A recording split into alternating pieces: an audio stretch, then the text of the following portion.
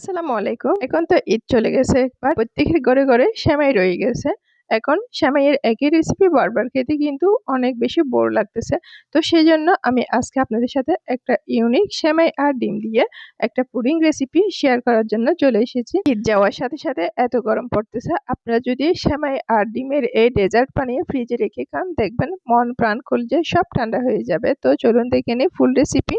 Pudding রেসিপিটা করার জন্য আমি প্রথমে ক্যারামেলটা রেডি করব। এই জন্য আমি 1 কাপ চিনি নিয়েছি। একটা ফ্রাই প্যানের মধ্যে ক্যারামেলটা রেডি করে নিচ্ছি। ক্যারামেলটা রেডি করার সময় আপনারা আপনাদের পছন্দ অনুযায়ী কালার করতে পারেন। এখন ক্যারামেলটা রেডি হয়ে গেছে। এটা আমি একটা পাত্রের মধ্যে সেট করে নিচ্ছি। আপনারা চাইলে কোনো একটা টিফিন বক্সেও ক্যারামেলটা সেট করতে পারেন।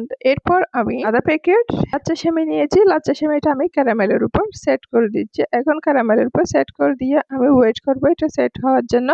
আর সেট হতে হতে এদিকে আমি একটা পাত্রের মধ্যে 3টা ডিম ভেঙে নিচ্ছি। 3টা ডিম ভেঙে নেওয়ার পর এর সাথে অ্যাড করে দিচ্ছি 1 চিমটি পরিমাণ লবণ এবং 1 কাপ চিনি এবং এর সাথে অ্যাড করে দিচ্ছি 1 টিস্পুন এলাচি গুঁড়া। আপনারা চাইলে এটা স্কিপ করতে পারেন।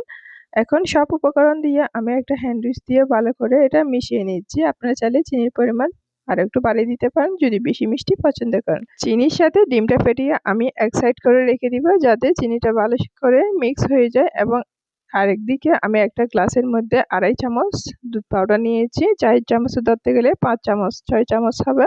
এখন নর্মাল টেম্পারেচারে রাখা পানি দিয়ে এটা একটু গুলিয়ে নিয়েছি।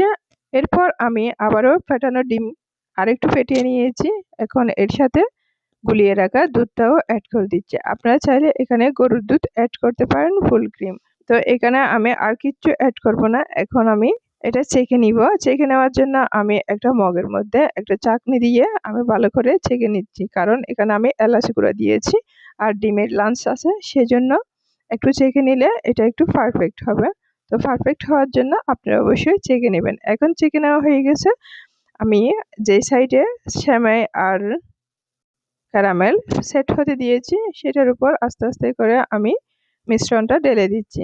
আমি কিভাবে ঢালতেছি অবশ্যই আপনারা দেখে বুঝতেছেন। একসাথে বেশি ঢেলে দিবেন না। একসাথে বেশি ঢেলে দিলে সেটা পারফেক্ট হবে না, উপরে তাপড়ে হয়ে যাবে, এলোমেলো হয়ে যাবে। এখন আমি আস্তে আস্তে করে মোল্ডের মধ্যে ঢেলে দিয়েছি। এখন আমি চুলায় চলে যাব এটা কুক করতে।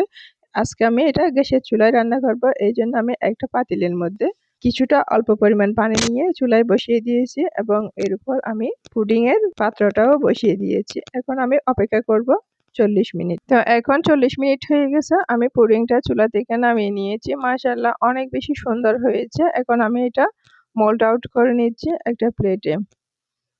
এভাবে আমি একটু করে ঢেলে নিচ্ছি। মাশাআল্লাহ আলহামদুলিল্লাহ অনেক বেশি সুন্দর হয়েছে দেখতে। কতটা লোভনীয় হয়েছে আপনারা অবশ্যই দেখে বুঝতেছেন। বিশ্বাস হচ্ছে তো? তো আমি একটু করে কেটে দেখাচ্ছি ভিতরটা কেমন হয়েছে।